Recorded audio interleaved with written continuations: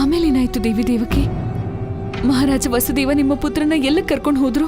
ಯಶೋದೆ, ನಾನು ನನ್ನ ಪುತ್ರನಿಗಾಗಿ ಏನು ಬೇಕಾದರೂ ಮಾಡುತ್ತೇನೆ, ಆದರೆ ಅಸತ್ಯ ನುಡಿಯಲಾರೆ. ಆ ರಾತ್ರಿ ಮಹಾರಾಜ ವಸುದೇವ ನನ್ನ ಕಂದನನ್ನು ಯಾರ ಮನೆಗೆ ಬಿಟ್ಟರೋ ನನಗೆ ತಿಳಿಯದು. ದೇವಕಿ ಅಕ್ಕ, ನಿಮ್ಗೆ ಸತ್ಯ ಏನು ಅನ್ನೋದು ಗೊತ್ತಿಲ್ಲ ಅನ್ನೋದನ್ನ ನೀವೇ ಈಗ ಸ್ವೀಕರಿಸ್ತಿರುವಾಗ ಮತ್ತೆ ನೀವು ಯಾವ ಆಧಾರದ ಮೇಲೆ ನನ್ನ ಕೃಷ್ಣನ ನಿಮ್ಮ ಮಗ ಅಂತಿದ್ದೀರಾ? ಯಶೋದೆ, ನಂದರಾಜ ನಮ್ಮ ಪರಮ ಹಿತೈಷಿ, ಮಹಾರಾಜ ವಸುದೇವರಿಗೆ ಆತ್ಮೀಯ ಮಿತ್ರರು. ಇಂತಹ ಸಮಯದಲ್ಲಿ ಮನುಷ್ಯ ಕೇವಲ ತನ್ನ ಮಿತ್ರರ ಮನೆಗೆ ಹೋಗಲು ಸಾಧ್ಯ. ದೇವಿಕೆ ಅಕ್ಕ, ನಾವು ಸ್ತ್ರೀಯರು ನಮ್ಮ ಚಿನ್ನದ ಹಾರನ ಕಳ್ಕೊಂಡಾಗ ನಾವದನ್ನ ಗಡಿಬಿಡಿಯಲ್ಲಿ ಮಡಿಕೆಗಳಲ್ಲಿ ಹುಡುಕ್ತೀವಿ.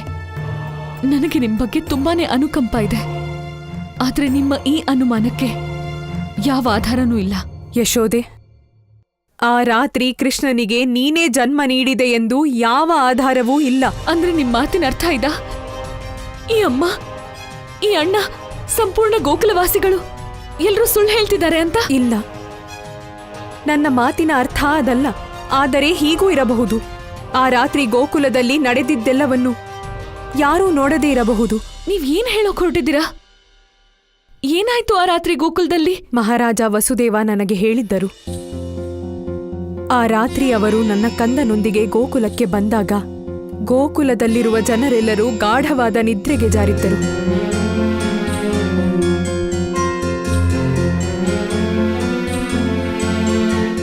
ಅಮ್ಮ, ನನಗೆ ನಿಮ್ಮ ಮೇಲೆ ಸಂದೇಹವಿಲ್ಲ.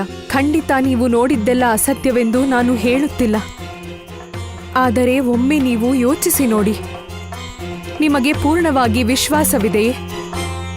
ಅಂದು ನೀವು ನಿಮ್ಮ ಕಣ್ಣಾರೆ ಯಶೋದೆಗೆ ಒಬ್ಬ ಪುತ್ರನ ಜನನವಾಗಿದ್ದನ್ನು ನೋಡಿದಿರಾ?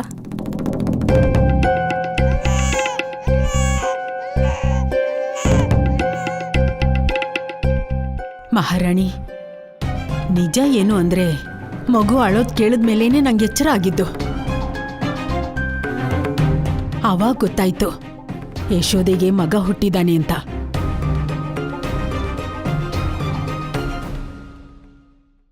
ಅಣ್ಣ, ಆ ರಾತ್ರಿ ನಿಮಗೂ ಹಾಗೆ ಅನಿಸಲಿಲ್ಲವೇ? ನೀವು ಯಾವುದೋ ಗಾಢ ನಿದ್ರೆಯಿಂದ ಎದ್ದ ಹಾಗೆ. ನೀವು ಹೇಳಿದ್ದು ಸತ್ಯ ಮಹಾರಾಣಿ. ಅವತ್ ರಾತ್ರಿ ಸ್ವಲ್ಪ ಹೊತ್ತಿನ ತನಕ ಜೋರಾಗಿ ನಿದ್ರೆ ಬಂದಿತ್ತು. ಆಮೇಲೆ ಒಂದು ಎಳೆ ಮಗು ಅಳ್ತಿರೋದನ್ನ ಕೇಳಿ ಎಚ್ಚರ ಆಯ್ತು.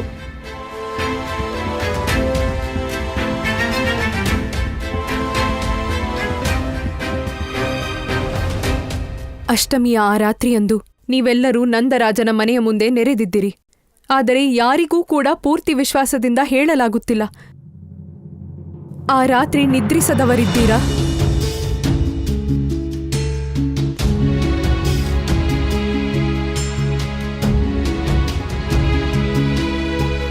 ಯಶೋದೆ, ಈಗ ನೀನೇ ಹೇಳು, ನಿನಗೆ ಕೃಷ್ಣನ ಜನ್ಮದ ಸಮಯ ನೆನಪಿದೆಯೇ? ಅಥವಾ ಯಾವುದೇ ವಿಷಯ? ನೀನು ಪೂರ್ತಿ ವಿಶ್ವಾಸದಿಂದ ಹೇಳಲು ಸಾಧ್ಯವಿರುವಂಥದ್ದು ಕೃಷ್ಣನಿಗೆ ನೀನೇ ಜನ್ಮ ನೀಡಿದ್ದೆ ಎಂದು? ಅಥವಾ ರಾತ್ರಿ ಗೋಕುಲವಾಸಿಗಳಂತೆ ನೀನು ಗಾಢವಾದ ನಿದ್ರೆಯಲ್ಲಿದ್ದೆಯಾ?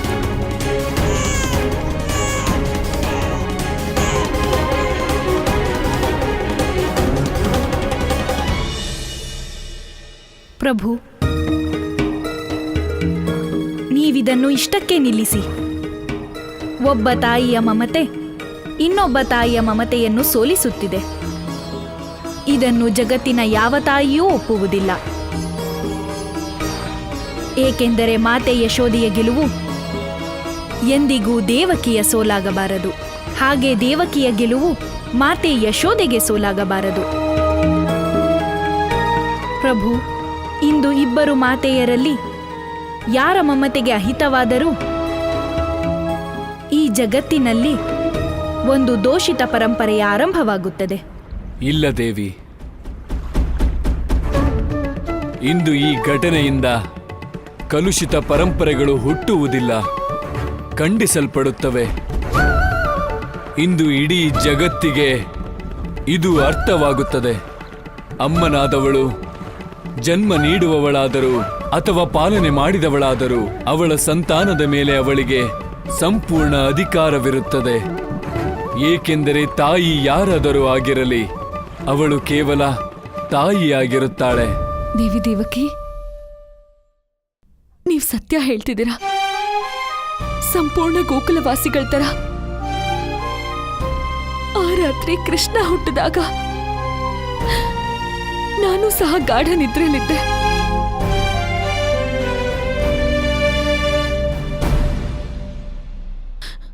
ಒಂದ್ ವೇಳೆ ನಾನೊಂದು ಕ್ಷಣಕ್ಕಿದೆ ನಂಬಿದ್ರು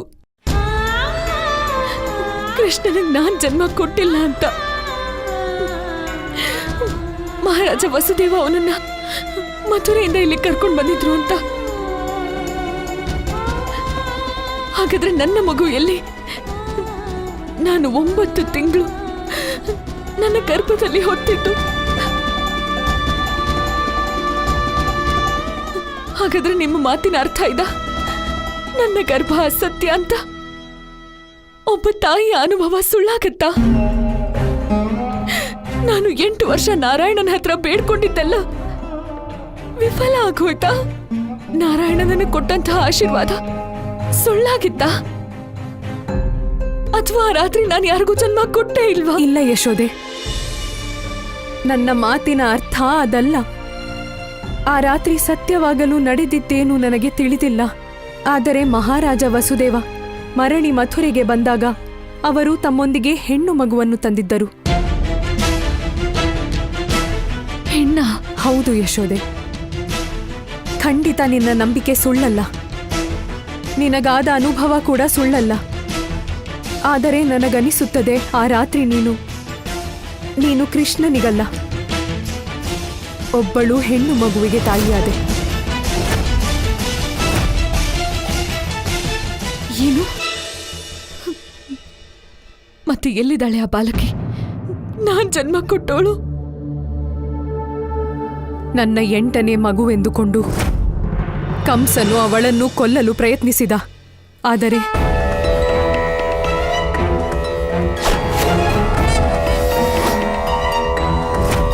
ದೇವ್ಕಿ ಅಕ್ಕ, ನನಗೆ ಸತ್ಯ ಯಾವುದು ಅಂತ ಅರ್ಥನೇ ಆಗ್ತಿಲ್ಲ. ಆದ್ರೆ ಒಂದು ಕ್ಷಣಕ್ಕೆ ನಾನು ಇದನ್ನ ಒಪ್ಕೊಂಡೆ ಅನ್ಕೊಳ್ಳಿ, ಕೃಷ್ಣನೇ ನಿಮ್ಮ ಮಗ ಅಂತ. ಆದ್ರೆ ಯಾಕೆ ನೀವೇ ನಿಮ್ಮ ಪುತ್ರನ ಮೃತ್ಯುವಿನ ಕೈಗೆ ಕೊಡೋಕೆ ಇಚ್ಛಿಸ್ತಿದ್ದೀರಿ? ಯಶೋದೆ, ಏನು ಈ ಮಾತಿನ ಅರ್ಥ? ದೇವಿ ದೇವಕಿ, ನಿಮ್ಮ ಮಾತು ಸತ್ಯನೇ ಆಗಿದ್ರೆ ಆ ಪಾಪಿ ಕಂಸ ನಿಮ್ಮ ಪುತ್ರನನ್ನ ಕೊಲ್ಲೋದಿಕ್ಕೆ ಅಂತ ಹುಡುಕ್ತಿದ್ರೆ ನಿಮ್ಮ ಪುತ್ರ ಸಿಗದೆ ಇರೋದೆ ಎಲ್ಲರಿಗೂ ಒಳ್ಳೇದಾಗತ್ತೆ. ಮತ್ತೆ ಬಹುಶಃ ವಿಧಿಯ ಇಚ್ಛೆನೂ ಇದೇ ಆಗಿರ್ಬೇಕು. ಅದಕ್ಕೆ ಅವರು ನಿಮ್ಮ ಪುತ್ರನ ಯಾವುದೋ ಸುರಕ್ಷಿತವಾಗಿರೋ ಜಾಗದಲ್ಲಿ ಬಚ್ಚಿಟ್ಟಿರೋದು. ಅಕ್ಕ, ನೀವ್ಯಾಕೆ ನಿಮ್ಮ ಕೈಯಾರೇನೆ ನಿಮ್ಮ ಮಗನ್ ಜೀವಕ್ಕೆ ಅಪಾಯ ಆಗೋ ಹೋಗಿ ಮಾಡ್ತಿದ್ದೀರಿ? ಈಗೊಂದ್ ವೇಳೆ ನಿಮಗೆ ನಿಮ್ಮ ಮಗ ಸಿಕ್ಕಿದ್ರು ಸಹ ಈ ನಿಮ್ಮ ಮಮತೆನೆ ಅವನ ಅಂತ್ಯಕ್ಕೆ ಕಾರಣ ಆಗ್ಬಿಡತ್ತೆ. ದೇವಿಕೆ ಅಕ್ಕ, ನೀವು ಧನ್ಯರು. ನಿಮ್ಮ ಗರ್ಭದಿಂದ ಎಂಥ ಪುತ್ರ ಹುಟ್ಟಿದ್ದಾನೆ ಅಂದ್ರೆ ಅವನು ಜಗತ್ತಿನ ಪಾಪ ಮತ್ತು ಅಧರ್ಮದ ಅಂತ್ಯ ಮಾಡ್ತಾನೆ. ಅವನೇ ಜಗತ್ತಿನಲ್ಲಿ ಧರ್ಮದ ಸ್ಥಾಪನೆ ಮಾಡ್ತಾನೆ.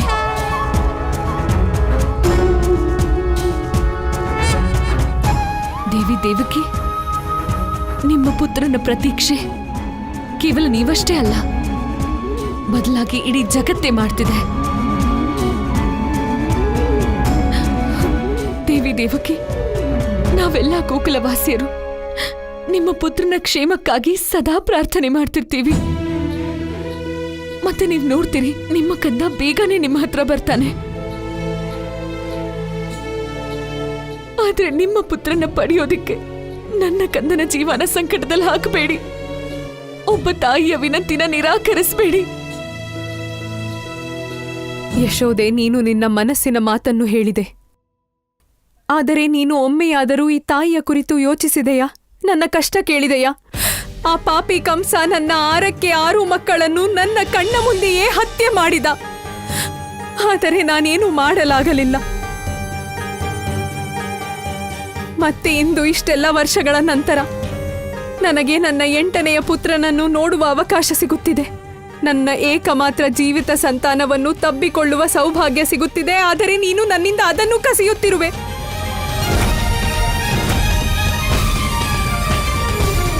ಇಲ್ಲ, ಸಾಧ್ಯವಿಲ್ಲ. ಯಶೋದೆ, ಇಂದು ನಾನು ನನ್ನ ಪುತ್ರನನ್ನು ನೋಡದೆ ಇಲ್ಲಿಂದ ಹೋಗುವುದಿಲ್ಲ. ದೇವಿ ದೇವಕಿ, ನನಗೆ ನಿಮ್ಮ ಮನಸ್ಸಿನ ನೋವು ಅರ್ಥ ಆಗುತ್ತೆ. ಆದ್ರೆ ನಾನು ನಿಮ್ಗೆ ಕೇವಲ ಸಮಾಧಾನ ಹೇಳಬಹುದು, ಸಹಾನುಭೂತಿ ತೋರಿಸಬಹುದು, ಕನಿಕರನು ತೋರಿಸಬಹುದು. ಆದ್ರೆ ನಿಮಗೆ ನನ್ನ ಕಂದನ್ನ ಕೊಡೋಕ್ಕಾಗಲ್ಲ.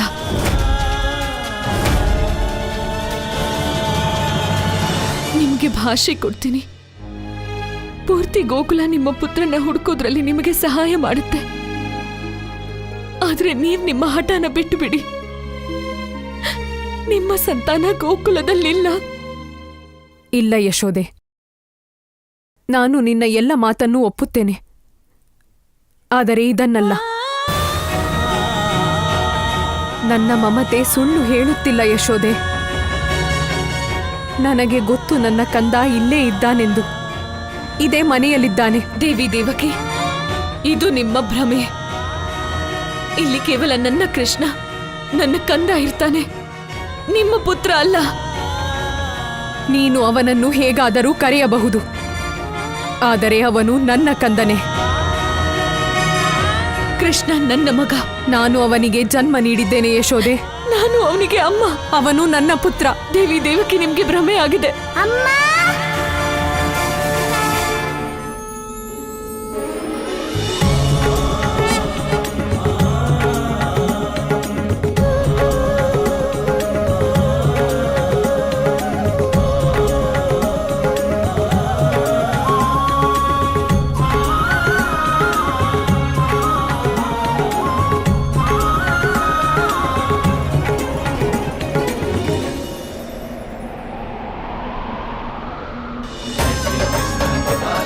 ಕಂದ, ಕಂದ,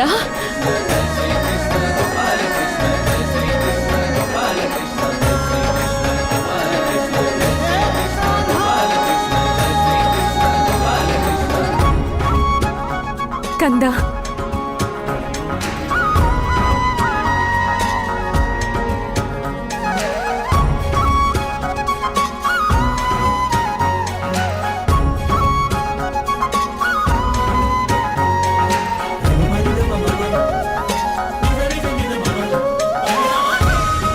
ನಮಗೆ ಮಗು ಜನಿಸಿದಾಗ ನನ್ನ ಕಂದ ಈ ನವಿಲುಗರಿಯನ್ನು ಧರಿಸಬೇಕು.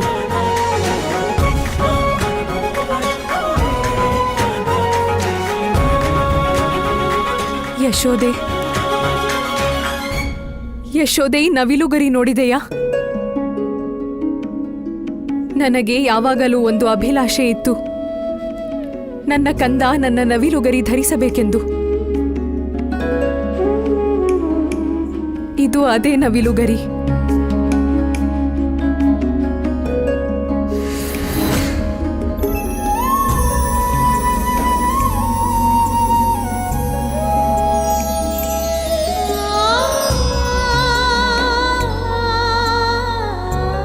ಯಶೋದೆ, ಈ ನವಿಲುಗರಿ ನನ್ನ ಮಮತೆಯ ಪ್ರತೀಕ, ನನ್ನ ಪ್ರೇಮ ಮತ್ತು ವಾತ್ಸಲ್ಯದ ಧ್ವಜ. ನೀನೇ ಹೇಳು, ಒಮ್ಮೆ ಇವನು ನನ್ನ ಕಂದನಲ್ಲದಿದ್ದರೆ ಈ ನವಿಲುಗರಿ ಎಲ್ಲಿಂದ ಬಂತು? ಇವನು ಖಂಡಿತ ನನ್ನ ಕಂದನೆ. ದೇವಿ ದೇವಕಿ, ನನಗೆ ನಿಮ್ಮ ಆಸೆ ಏನಿತ್ತು ಅಂತ ಗೊತ್ತಿಲ್ಲ. ಆದ್ರೆ ಈ ನವಿಲ್ಗರಿನ ನಾನೇ ಸ್ವತಃ ನನ್ನ ಕೈಯಾರೆ ನನ್ನ ಕಂದನ ಮುಡಿಗಿಟ್ಟಿದ್ದೆ. ಇವನು ನನ್ನ ಮಗಾನೆ. ಮತ್ತೆ ಈ ನವಿಲ್ಗರಿ, ಇದು ಅವನಿಗಿರೋ ದೇವತೆಗಳ ಆಶೀರ್ವಾದ. ಇದು ಭಗವಂತನ ಆಶೀರ್ವಾದವಲ್ಲ, ನನ್ನ ಇಚ್ಛೆ ಇದು. ನನ್ನ ಕಂದ ಈ ನವಿಲುಗರಿ ಧರಿಸಿದ್ದಾನೆ. ಇವನು ನನ್ನ ಕಂದನೆ. ಅದನ್ನೇ ನಾನು ಹೇಳ್ತಿರೋದು ದೇವಿ ದೇವಕಿ. ಇವನು ನನ್ನ ಮಗ. ಅಮ್ಮ, ಅಮ್ಮ, ಪ್ರೀತಿಯಿಂದಾನೇ ಸಂಬಂಧ ಹುಟ್ಟೋದಲ್ವಾ? ನೀವಿಬ್ರು ಅಮ್ಮ ಆಗಿ ಅಧಿಕಾರ ಜಗಳ ಆಡ್ತಿದ್ದೀರಾ. ಇಷ್ಟು ವರ್ಷಗಳ ಪ್ರತೀಕ್ಷೆಯ ನಂತರ ನೀನು ಸಿಕ್ಕಿರುವೆ. ಪ್ರೇಮವೋ ಅಧಿಕಾರವೋ ನನಗೆ ತಿಳಿಯದು. ನನಗೆ ನಿನ್ನನ್ನು ಹೃದಯದಲ್ಲಿಟ್ಟುಕೊಳ್ಳಬೇಕು ಅಷ್ಟೆ. ಕಂದ, ಬಾ ಇಲ್ಲಿ. ನಿನ್ನ ಅಮ್ಮನ ಮಡಿಲಿಗೆ ಬಾ.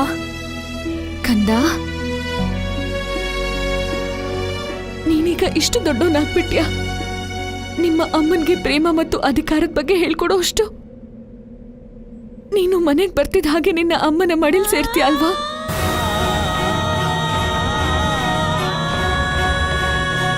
ಬಾ ಕಂದ, ನಿನ್ನ ಅಮ್ಮನ ಮಮತೆಯ ಮಡಿಲಿಗೆ ಸೇರು.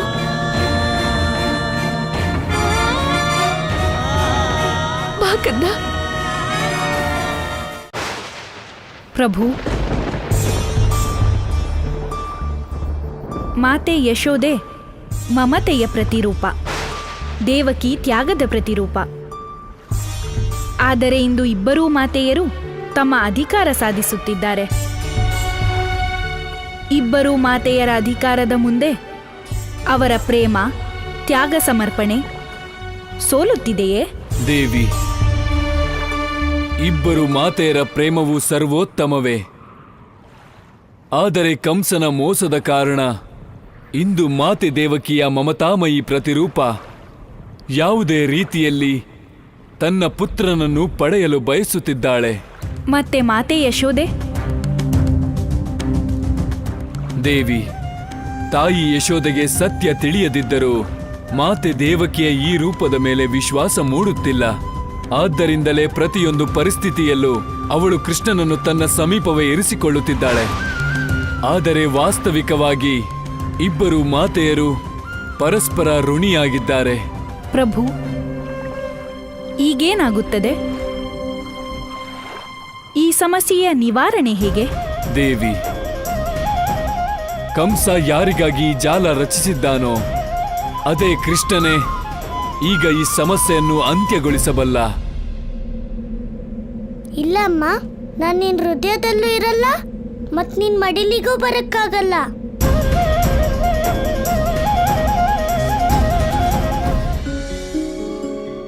ಕಂದ, ನೀನಿದೇನ್ ಮಾತಾಡ್ತಿದ್ಯಾ? ನೀನು ಯಾವಾಗ್ಲೂ ನಿಮ್ಮಮ್ಮನ ಮಡಿಲಿನ ಆಸರಲ್ಲೇ ಇರ್ತೀಯ ಅಲ್ವಾ? ಸದಾ ನಿಮ್ಮ ಅಮ್ಮನ ಆಜ್ಞೆನ ಪಾಲನೆ ಮಾಡ್ತೀಯ ಅಲ್ವಾ? ಆದ್ರೆ ಇವತ್ತು ನಾನ್ ನನ್ನ ಜೀವನದಲ್ಲಿ ಮಾಡಿರೋದು ಒಂದೇ ಕೆಲ್ಸ, ಮತ್ತದು ನಿನ್ನ ಲಾಲನೆ ಪಾಲನೆ. ಕಂದ, ಈ ನಿರ್ಭಾಗ್ಯ ತಾಯಿ ನಿನಗೆ ಜನ್ಮ ನೀಡಿದ್ದಾಳೆ. ಅಮ್ಮ, ಒಂದ್ ಮಗುಗೆ ಅಮ್ಮ ಅಂದ್ರೆ ಅಮ್ಮನೇ ಅಲ್ವಾ? ಜನ್ಮ ನೀಡೋಳು, ಪಾಲನೆ ಮಾಡೋಳು ಅಂತ ಇರಲ್ಲ ಅಲ್ವಾ ಅಮ್ಮ? ಪ್ರೀತಿಯಿಂದನೇ ಸಂಬಂಧ ಹುಟ್ಟೋದಮ್ಮ. ಈಗ ನೀನೇ ನೋಡಮ್ಮ, ಆ ತಾಯಿ ನನ್ಗೆ ಜನ್ಮ ನೀಡಿಲ್ಲ, ನನ್ನ ಬೆಳೆಸಿಲ್ಲ. ಆದ್ರೂ ಅವಳು ನನ್ಗಮ್ಮನೇ, ಯಾಕಂದ್ರೆ ಅವಳು ನನ್ನ ಮಗ ಅನ್ಕೊಂಡಿದ್ದಾಳೆ. ಅವಳು ನನ್ನ ಪ್ರೀತಿ ಮಾಡ್ತಾಳೆ. ನನ್ ಮೇಲೆ ತಾಯಿ ಪ್ರೀತಿ ಇರೋ ಪ್ರತಿ ಸ್ತ್ರೀಗೂ ನನ್ ಮಗನೇ. ಅದಕ್ಕೆ ನಾನು ಎಲ್ರಿಗೂ ಮಗ.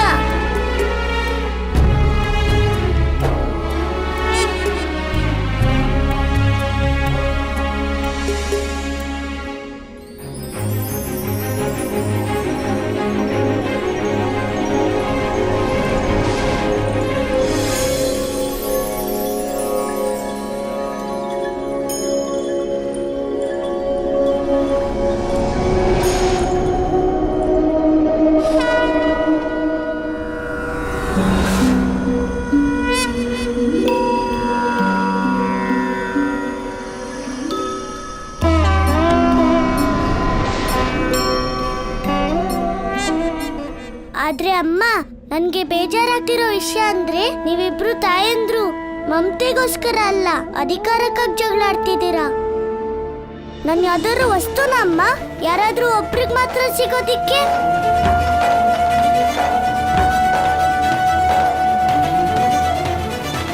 ನನ್ಗೆ ಅರ್ಥ ಆಯ್ತಮ್ಮ, ನಿಮ್ಮಿಬ್ರಿಗೂ ನನ್ ಮೇಲೆ ಪ್ರೀತಿ ಇಲ್ಲ. ಯಾಕಂದ್ರೆ ಪ್ರೇಮ ಅಂದ್ರೆ ತ್ಯಾಗ ಅಲ್ವಾ, ಅಧಿಕಾರ ಅಲ್ಲ. ನೀವಿಬ್ರು ನನ್ ಮೇಲೆ ಅಧಿಕಾರ ಚಲಾಯಿಸ್ತಿದ್ದೀರಾ. ನಿಮ್ಗೆ ನಿಮ್ ಚಿಂತೆ ಇದೆ, ನಂದಲ್ಲ. ಅದಕ್ಕೆ ನಾನು ಹೋಗ್ತಿದ್ದೀನಮ್ಮ, ಕಂಸ ಮಾವನ ಹತ್ರ ಹೋಗ್ತಿದ್ದೀನಿ. ನಂಗೆ ಗೊತ್ತಿದೆ ಅವ್ರು ನಂಗೆ ಕೆಟ್ಟದ್ ಮಾಡೋದಿಕ್ಕೆ ನನ್ನನ್ನು ಹುಡುಕ್ತಿದ್ದಾರೆ. ನಾನಿಲ್ಲಿ ಇಲ್ದೇ ಇದ್ರೆ ಆಗ ನೀವಿಬ್ರು ಹೀಗೆ ಜಗಳ ಆಡೋದು ಇಲ್ಲ.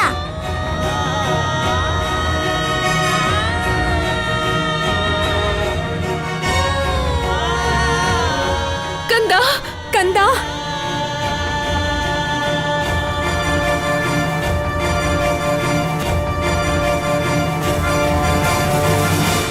ಪ್ರಭು, ನಂದಪುತ್ರ ಏನು ಮಾಡುತ್ತಿದ್ದಾನೆ? ಮಾತೆ ದೇವಕಿ ಮತ್ತು ಯಶೋದೆಯರನ್ನು ಒಪ್ಪಿಕೊಳ್ಳುವ ಬದಲು ಇಬ್ಬರೂ ಮಾತೆಯರನ್ನು ತ್ಯಾಗ ಮಾಡುತ್ತಿದ್ದಾನೆ. ಕೃಷ್ಣ ಯಾರನ್ನೂ ತ್ಯಾಗ ಮಾಡುತ್ತಿಲ್ಲ. ಬದಲಿಗೆ ಅವನು ತನ್ನ ಇಬ್ಬರು ಮಾತೆಯರ ಹೃದಯದಲ್ಲಿ ತ್ಯಾಗದ ಭಾವನೆಯನ್ನು ಜಾಗೃತಗೊಳಿಸುತ್ತಿದ್ದಾನೆ. ಏಕೆಂದರೆ ನಾಸ್ತಿ ರಾಗ ಸಮಂ ದುಃಖಂ ನಾಸ್ತಿ ತ್ಯಾಗ ಸಮಂ ಸುಖಂ. ದೇವಿ, ಆಸೆಗಿಂತ ದೊಡ್ಡ ದುಃಖವಿಲ್ಲ ಮತ್ತು ತ್ಯಾಗಕ್ಕಿಂತ ಬೇರೆ ಯಾವ ಸುಖವಿಲ್ಲ. ಆದ್ದರಿಂದಲೇ ಎಲ್ಲಿಯವರೆಗೆ ಮನುಷ್ಯನ ಒಳಗೆ ಆಸೆ ಇರುವುದೋ ಅಲ್ಲಿಯವರೆಗೆ ಅವನ ಹೃದಯ ಪ್ರೇಮದ ಉದಾತ್ತತೆಯನ್ನು ಸ್ವೀಕರಿಸಲಾರದು. ಇಂದು ಕೃಷ್ಣ ತನ್ನ ಇಬ್ಬರು ಮಾತೆಯರಿಗೆ ಇದೇ ವಿಷಯವನ್ನು ತಿಳಿಸುವ ಪ್ರಯತ್ನದಲ್ಲಿದ್ದಾನೆ. ಆಗಲೇ ತಾಯಿ ಯಶೋದೆ ಮತ್ತು ಮಾತೆ ದೇವಕಿಗೆ ಪ್ರೇಮದ ಉದಾತ್ತ ಭಾವ ಅರ್ಥಾತ್ ತ್ಯಾಗ ಭಾವವನ್ನು ಸ್ವೀಕರಿಸಲು ಸಾಧ್ಯ. ದೇವಕಿ ಅಕ್ಕ ನಮ್ಮ ಕಂದ ಹೋಗ್ತಿದ್ದಾನೆ. ತಡೀರಿ ಅವನನ್ನ. ಯಶೋದೆ, ಅವನು ನಿನ್ನ ಮಾತು ಕೇಳುತ್ತಾನೆ. ನಿನಗೆ ತಿಳಿದಿದೆ ಅವನನ್ನು ತಡೆಯುವುದು ಹೇಗೆಂದು. ಕಂದ, ನಿಲ್ಲು ಕಂದ.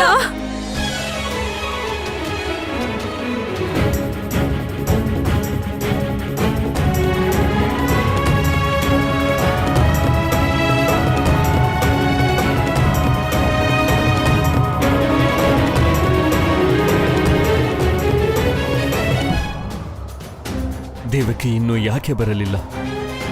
ಅವಳೇನಾದರೂ ಕೃಷ್ಣನನ್ನು ನಂದ ಗೋಕುಲದಲ್ಲಿ ಗುರುತಿಸಲು ಅವಳಿಗೆ ಹೇಗೆ ಸಾಧ್ಯ? ಕ್ಷಮಿಸು ಬಿಡು ಕಂದ.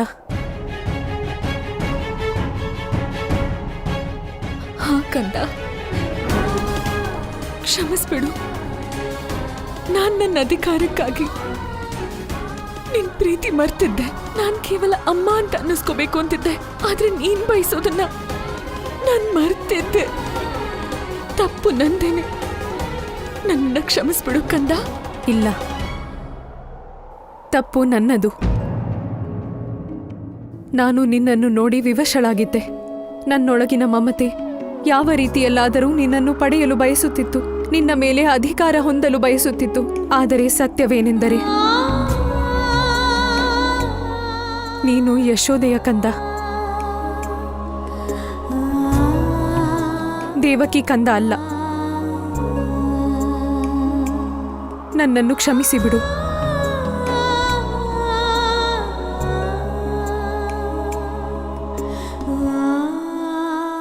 ಅಮ್ಮ,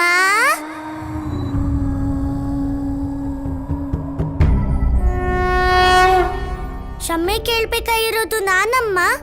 ನಾನ್ ಮಥುರೆ ಬಿಟ್ಟು ಗೋಕುಲಕ್ಕೆ ಬಂದಿದ್ದು. ಅಮ್ಮ, ಜಗತ್ತಿಗೆ ಸತ್ಯ ಏನೇ ಆಗಿರ್ಲಿ, ಆದ್ರೆ ನಾನ್ ನಿನ್ ಮಗ ಅನ್ನೋದೇ ನಿಜವಾದ ಸತ್ಯ ಅಮ್ಮ. ಇವತ್ತಿಂದ ಕೃಷ್ಣ ದೇವಕಿ ಅಮ್ಮನ್ ಮಗನೇ.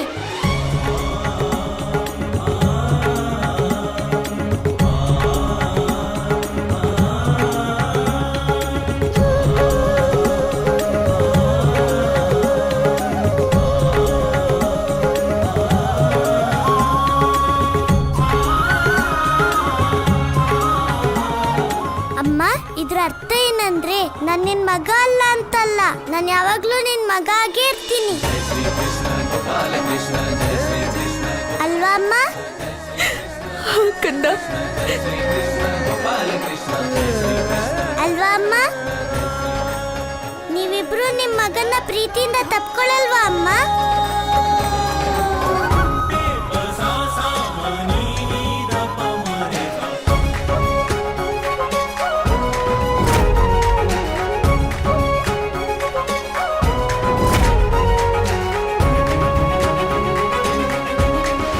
ನಾರಾಯಣ ನಾರಾಯಣ.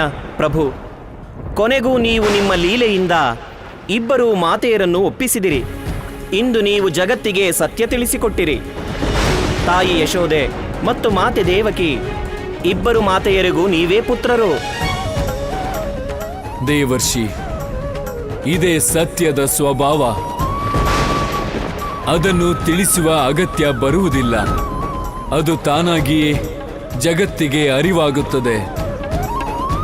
ಆದರೆ ಪ್ರಭು ಕಂಸನ ಸಂಕಟ, ಅವನು ಇನ್ನೂ ಗೋಕುಲದಲ್ಲೇ ಬೀಡು ಬಿಟ್ಟಿದ್ದಾನೆ. ಈ ಸಂಕಟದ ಸಮಾಪ್ತಿ ಹೇಗೆ ಪ್ರಭು?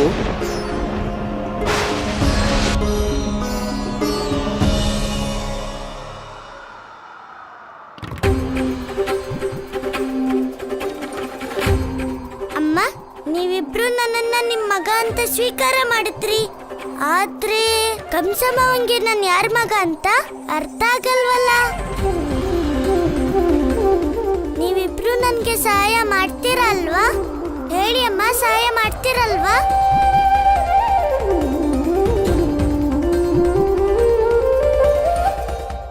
ಬನ್ನಿ ಅಮ್ಮ, ಕಂಸಮ್ಮವನ್ ಭ್ರಮೆನ ದೂರ ಮಾಡೋಣ. ಮಾತೆಯರಿಬ್ಬರು ಒಬ್ಬನೇ ಕುವರ, ಪಾಲಕನೋರ್ವ ಇನ್ನೋರ್ವ ದಾತಾರ, ತೋರುವ ನೀ ನಿಜ ಶರಣೋದ್ಧಾರ. ಪಾಲಕನೋರ್ವ ಇನ್ನೋರ್ವ ದಾತಾರ. ಆ ಭಗವಂತನ ಇಚ್ಛೆ ಏನಿದೆಯೋ ತಿಳಿಯುತ್ತಿಲ್ಲ. ಇನ್ನು ಯಾವ ಅನರ್ಥ ಕಾದಿದೆಯೋ? ಅನರ್ಥವಲ್ಲ ಮಹಾರಾಜ ವಸುದೇವ, ಅರ್ಥ. ಬಹಳ ಅರ್ಥಪೂರ್ಣ ಘಟನೆನೇ ನಡೆದಿದೆ ಗೋಕುಲದಲ್ಲಿ. ಮತ್ತೆ ನಿಮ್ ಭಯನೋ ನಿಜನೇ ಆಯ್ತು. ರಾಣಿ ದೇವಕಿಯ ಮಮತೆ, ನಿಮ್ಮ ಮಗ ಅಂದ್ರೆ ನಿಮ್ಮ 8ನೇ ಮಗನ್ನ ಹುಡ್ಕಾಯ್ತು. ಕೃಷ್ಣ ಅಂತ ತಾನೇ ಅವನ ಹೆಸರು. ಅವನನ್ನ ನೀವು ನಂದರಾಜನ್ ಮನೇಲಿ ಬಿಟ್ಟು ಬಂದಿದ್ರಿ. ವಸುದೇವ, ಚಿಂತೆ ಮಾಡಬೇಡಿ, ನಿಮ್ ಮಗ ಸಿಕ್ಕಾಯ್ತು. ನಡೀರಿ, ನಿಮ್ ಮಗನ್ನ ಹೋಗಿ ನೋಡಿ. ತಡ ಮಾಡಿದ್ರೆ ಭಗವಂತ ಕಂಸ ಅವನನ್ನ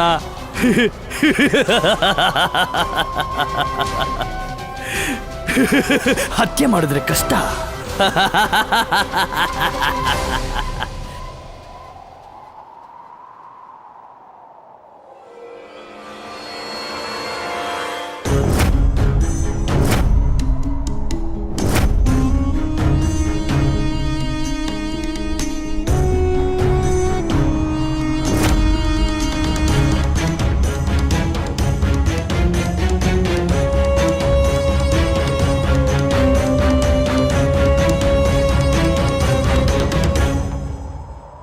ಕಂಸಮಾವ, ದೇವಕಿಯಮ್ಮನ 8ನೇ ಮಗನ್ನ ನೀವು ಗೋಕುಲದಲ್ಲಿ ಎಲ್ಲೆಲ್ಲೋ ಹುಡುಕಿದ್ರಿ. ಆದ್ರೆ ಅವನೀಗ ನಿಮ್ ಮುಂದೆನೇ ಇದ್ದಾನೆ.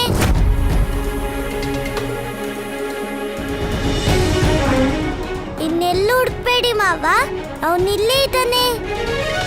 ಅರ್ಥ ಆಗ್ಲಿಲ್ವಾ? ದೇವಕಿಯಮ್ಮನ 8ನೇ ಮಗನ್ನ ನೀವು ಇಲ್ಲಿ ಅಲ್ಲಿ ಎಲ್ಲ ಕಡೆ ಹುಡುಕ್ತಿದ್ರಿ. ಈಗ ಅವನು ನಿಮ್ ಕಣ್ಮುಂದೆನೇ ಇದ್ದಾನೆ. ನೀನು ನಂದನ ಕಂದ, ಅರ್ಥಾತ್ ದೇವಕಿಯ ಕಂದ. ಮಾವ, ನಾನ್ ಗೋಪಾಲ ಆಗಿದ್ದು ಗೋಕುಲಕ್ ಬಂದ್ಮೇಲೆ. ನಾನು ಹುಟ್ಟಾಗಿಂದನು ದೇವಕಿ ಅಮ್ಮನ್ ಮಗನೇ. ನಾನು ನಿಮ್ ಕಾರಾಗೃಹದಲ್ಲೇ ಹುಟ್ಟಿದ್ದು. ನೀವು ಮರ್ತು ಬಿಟ್ರಾ? ಇಲ್ಲ ಇಲ್ಲ, ನಾನು ಹುಟ್ಟಾಗ ನೀವು ನನ್ನ ನೋಡೇ ಇರ್ಲಿಲ್ಲ. ಮತ್ ನೆನ್ಪಿಟ್ಕೊಳ್ಳೋದು ಹೇಗೆ ಅಲ್ವಾ ಅಪ್ಪ?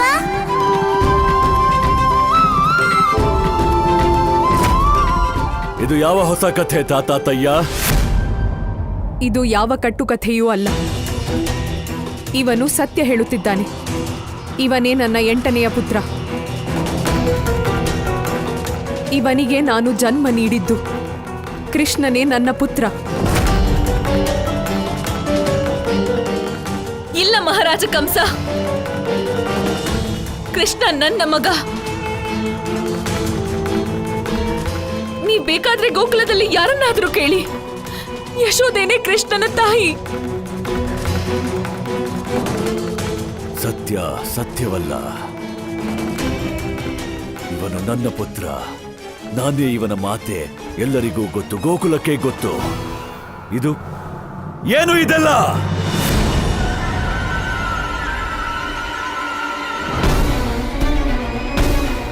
ಯಾರು ಇವನ ಮಾತೆ? ಯಾರ ಪುತ್ರ ಇವನು? ಮಹಾರಾಜ, ನಾನು ಹೇಳ್ತೀನಿ ಮಹಾರಾಜ, ಈ ಕೃಷ್ಣ ದೇವಕಿ ಮಗನೂ ಅಲ್ಲ, ಯಶೋದೆ ಮಗನೂ ಅಲ್ಲ. ಇವನು ನನ್ ಮಗ.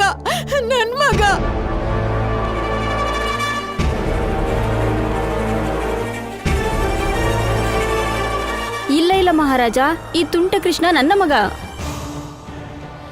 ಇಲ್ಲ ಮಹಾರಾಜ, ಕೃಷ್ಣ ನನ್ನ ಮಗ. ಅಯ್ಯೋ, ನೀನೇನ್ ಹೇಳ್ತಿದ್ಯಾ? ಕೃಷ್ಣ ನನ್ ಮಗ. ಕೃಷ್ಣ ನನ್ನ ಮಗ. ಕೃಷ್ಣ ನನ್ನ ಮಗ. ಕೃಷ್ಣ ನನ್ನ ಮಗ. ಕೃಷ್ಣ ನನ್ನ ಮಗ. ಕೃಷ್ಣ ನನ್ನ ಮಗ. ಕೃಷ್ಣ ನನ್ನ ಮಗ. ಕೃಷ್ಣ ನನ್ನ ಮಗ. ಕೃಷ್ಣ ನನ್ನ ಮಗ. ಕೃಷ್ಣ ನನ್ನ ಮಗ. ಕೃಷ್ಣ ನನ್ನ ಮಗ. ಕೃಷ್ಣ ನನ್ನ ಮಗ. ಕೃಷ್ಣ ನನ್ನ ಮಗ. ಕೃಷ್ಣ ನನ್ನ ಮಗ. ಕೃಷ್ಣ ನನ್ನ ಮಗ. ಕೃಷ್ಣ ನನ್ನ ಮಗ. ಕೃಷ್ಣ ನನ್ನ ಮಗ. ನನ್ನ ಮಗ. ನಿಮ್ಗ್ ಗೊತ್ತಿಲ್ಲ, ನಾನು ಇಡೀ ಜಗತ್ತಿಗೆ ಕಂದ, ಸಂಪೂರ್ಣ ಸೃಷ್ಟಿಗೆ ಪಾಲಕನೂ ಹೌದು. ಹಾಗಾಗಿ ನಾನು ಪೂತನಿಗೂ ಪುತ್ರನೇ. ಅವಳು ನನ್ನ ಕೊಲ್ಲಕ್ ನೋಡಿದ್ಲು, ಜೊತೆಗೆ ಗೋಪಿಕೆಯರನ್ನು ಕೊಲ್ಲಕ್ ನೋಡಿದ್ಲು. ನನ್ನ ಶೃಂಗಾರ ಮಾಡಿ ನನ್ನ ಸುಂದರವಾಗಿ ಮಾಡೋ ಗೋಪಿಕೆಯರನ್ನ. ಎಲ್ರಿಗೂ ಒಬ್ನೇ ದೇವ್ರು ಇರೋದಾದ್ರೆ ಒಬ್ಬ ಬಾಲಕ ಎಲ್ರಿಗೂ ಮಗ ಯಾಕಾಗೋದಿಲ್ಲ? ನಾನು ಎಲ್ರಿಗೂ ಪುತ್ರನೇ, ಆದ್ರೆ ಯಾರಿಗೂ ಪುತ್ರ ಅಲ್ಲ. ಕೃಷ್ಣ ನನ್ನ ಮಗ. ಕೃಷ್ಣ ನನ್ನ ಮಗ. ನನ್ನ ಮಗ. ಕೃಷ್ಣ ನನ್ನ ಮಗ. ನನ್ನ ಮಗ. ಕೃಷ್ಣ ನನ್ನ ಮಗ. ಕೃಷ್ಣ ನನ್ನ ಮಗ. ಕೃಷ್ಣ ನನ್ನ ಮಗ. ನನ್ನ ಮಗ. ಇದೆಲ್ಲವೂ ಸುಳ್ಳು. ಇವರೆಲ್ಲ ಸುಳ್ಳು ಹೇಳುತ್ತಿದ್ದಾರೆ. ಕೃಷ್ಣ ನನ್ನ ಮಗ.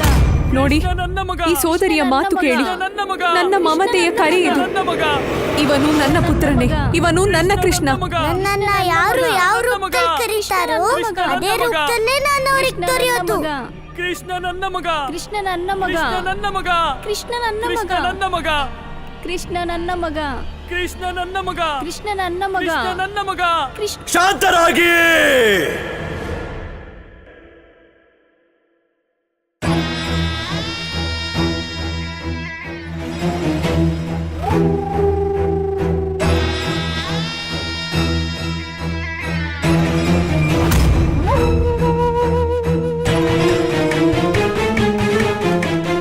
ನಾನಂದುಕೊಂಡೆ ನನ್ನ ಸೋದರಿಯ ಮಮತೆಗೆ ಯಾರ ಮಾಯೆಯು ಏನು ಮಾಡದು ಎಂದು. ಆದರೆ ನಿನಗೂ ಆ ಮೋಸಗಾರ ಮೋಸ ಮಾಡಿದ ಸೋದರಿ. ಯಾವ ಮೋಸ ಕಂಸ? ನಾನು ಸತ್ಯ ಹೇಳುತ್ತಿದ್ದೇನೆ. ಕೃಷ್ಣ ನನ್ನ ಕಂದನೆ. ಇಲ್ಲ, ನಿನಗೆ ತಿಳಿದಿಲ್ಲ. ಇವನನ್ನು ಯಾರು ಯಾವ ರೂಪದಲ್ಲಿ ಬಯಸುತ್ತಾರೋ ಅವರಿಗೆ ಇವನು ಅದೇ ರೂಪದಲ್ಲಿ ಪ್ರಾಪ್ತನಾಗುತ್ತಾನೆ.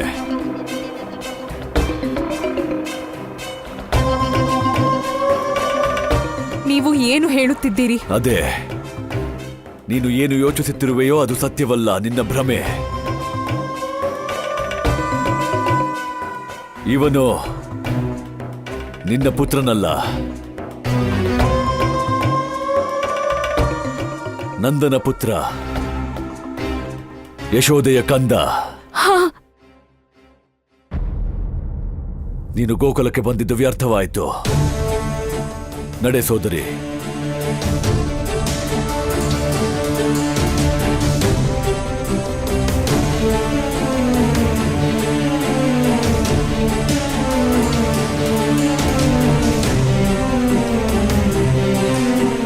ಕಂದ, ಕಂದ. ನಾರಾಯಣ ನಾರಾಯಣ. ಅರಿತು ನೋಡಿದರೆ ಮಹಿಮೆ, ಧ್ಯಾನಿಸಿ ನೋಡಿದರೆ ಲೀಲೆ. ಪ್ರಭು, ಕೊನೆಗೂ ಅಹಂಕಾರಿ ಕಂಸ ತಮ್ಮ ಲೀಲೆಗೆ ಬಲಿಯಾದ. ಅವನು ನುಡಿಯುತ್ತಿರುವ ನುಡಿಗಳೆಲ್ಲ ನೀವು ನುಡಿಸಿದಂತೆಯೇ. ನೀವಿಂದು ಅವನ ಅಂತರಂಗದಲ್ಲಿ ಈ ವಿಷಯವನ್ನು ಮೊದಲೇ ಸ್ಥಾಪಿಸಿದ್ದೀರಿ. ದೇವಿ ದೇವಕಿಯ 8ನೆಯ ಪುತ್ರ ಬೇರೆ ಯಾರೋ ಇರಬಹುದು, ಆದರೆ ನೀವಲ್ಲವೆಂಬ ಮಾಯೆ. ನಿಮ್ಮ ಮಾತು ಸತ್ಯ ದೇವರ್ಷಿ. ಮಾಯೆಯ ಅರ್ಥ ತಿಳಿದವರ್ಯಾರು? ಪ್ರಭುವಿನ ಮಾಯೆಗೂ ಮಿಗಿಲಾದದ್ದು ಈ ಜಗದಲ್ಲಿ ಯಾವುದೂ ಇಲ್ಲ. ಆ ಪಾಪಿ ಕಂಸ ತನ್ನ ಮಾಯೆಯಿಂದ ಮಾತೆ ದೇವಕಿಯನ್ನು ಭ್ರಮಿತಗೊಳಿಸಿ ಅವಳ ಪುತ್ರನ ಸತ್ಯ ಅರಿಯಲು ಗೋಕುಲಕ್ಕೆ ಬಂದಿದ್ದ. ಆದರೆ ಅವನು ತಾನೇ ಭ್ರಮಿತನಾಗಿ ಗೋಕುಲದಿಂದ ಹೊರಡುತ್ತಿದ್ದಾನೆ. ನಾರಾಯಣ ನಾರಾಯಣ. ಕಂಸಮಾವ, ಕಂಸಮಾವ, ನಿಮ್ಗೆ ನಿಜವಾಗ್ಲೂ ದೇವಕಿ ಅಮ್ಮನ 8ನೇ ಮಗ ಅಂದ್ರೆ ಭಯನಾ?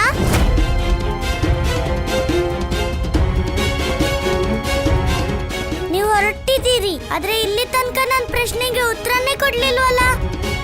ಯಾವ ಪ್ರಶ್ನೆ? ನೀವಿಲ್ಲಿ ದೇವಕಿ ಅಮ್ಮನ 8ನೇ ಮಗನ ಹುಡ್ಕೋಕ್ ಬಂದಿದ್ರಾ ಅಥವಾ ನಿಮ್ ಭಯ ದೂರ ಮಾಡ್ಕೊಳಕ್ಕ? ಭಯ? ಯಾವ ಭಯ? ಮಾವ, ನನ್ ಗೆಳೆಯ ದಾಮಂಗೆ ಭಯ ಆದ್ರೆ ಅವನು ಹೀಗೆ ಮಾಡ್ತಾನೆ. ಬಾಲಕ,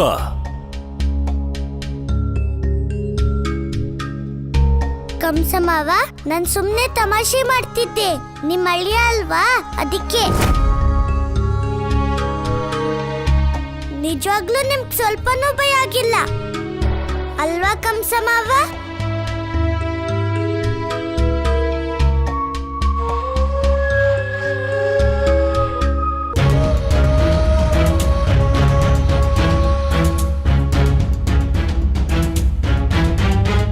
ಕಂಸ ಭಯ ಪಡುವುದಿಲ್ಲ ಬಾಲಕ, ಭಯಪಡಿಸುತ್ತಾನೆ.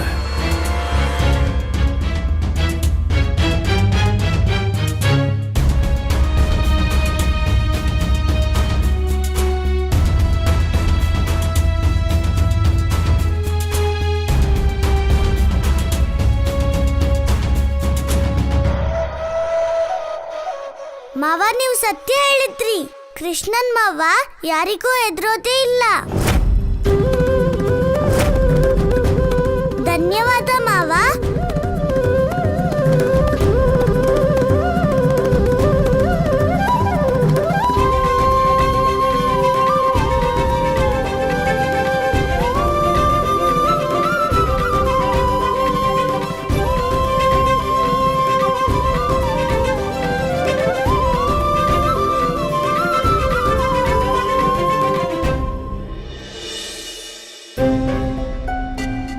ಕೃಷ್ಣ, ನೀನು ಎಲ್ಲರಿಗೂ ಭ್ರಮೆ ಆಗುವಂತೆ ಮಾಡಬಹುದು, ಆದರೆ ನಿನ್ನ ತಂದೆಯನ್ನಲ್ಲ.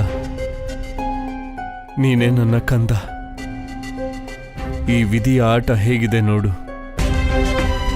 ನನಗೆಲ್ಲ ತಿಳಿದಿದ್ದರೂ ನನ್ನ ಕಂದನನ್ನು ಮನಸ್ಫೂರ್ತಿಯಾಗಿ ತಬ್ಬಿಕೊಳ್ಳುವಂತಿಲ್ಲ.